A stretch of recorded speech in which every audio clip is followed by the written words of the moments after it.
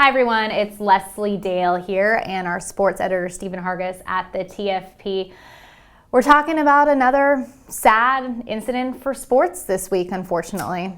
Yeah, it's been a tough last week or so for the sports community. Of course, I mean the entire state and the nation mourned Pat Summitt's passing last week, and then locally here, one of our local legends, Gary Haskew, better known as Dr. B, Dr. Basketball, from Sport Talk. He'd been on Sport Talk since 1990.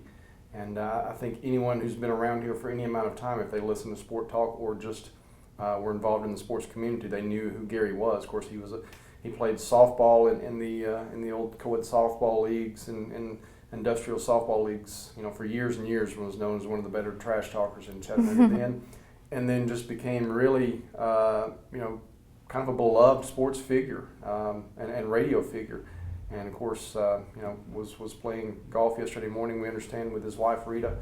They lived on Black Creek, and after about 9 holes, he didn't feel well and went home for lunch, and still wasn't feeling well. So she took him to the ER, and he passed away from a heart attack there at the hospital. So, our condolences go out to his family, obviously his wife Rita, his extended family, the guys from Sport Talk, Scott McMahon, and Cowboy Joe, and everyone who, obviously his brother, Jerry, who was a huge part of the Sport Talk family in getting that franchise up and running. Gary and Jerry were really, instrumental in becoming kind of sports fixtures around here for a long time. So condolences go out to Rita and Jerry and his radio family as well. Tough loss. Certainly, everybody taking a deep breath.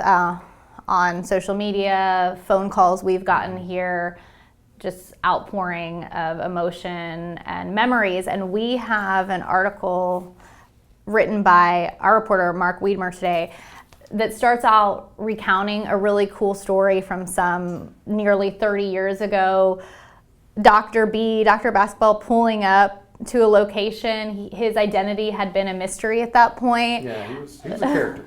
He was a character for sure, and we have a lot of cool accounts that we're focusing on in the paper and on our website, timesfreepress.com. Crazy like a fox, some called him who knew him well. I've met him a few times, but not as many as you, and he definitely had a charisma, a je ne sais quoi about him.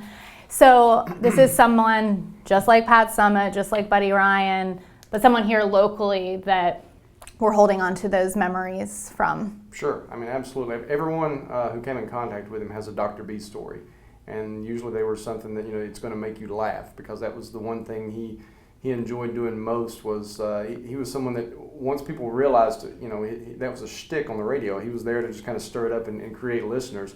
I think they all understood when they saw him out in the community. Actually, he would do whatever it took to, whether it was helping animals and especially dogs, or if there were young athletes or whatever that needed help, he would help raise money for them. I mean, he was all about helping people, really was. But he also had a way about him that if you were around him, he was going to be a bit mischievous. He was going to give you a hard time if you found a weakness. He was going to go after you on that, just in a fun way. And I think everybody who came in contact with him, is better for now having those memories and those stories that they can kind of retell. I remember the time that Dr. B did such and such, and so that's he'll be missed, long remembered by a lot of folks though.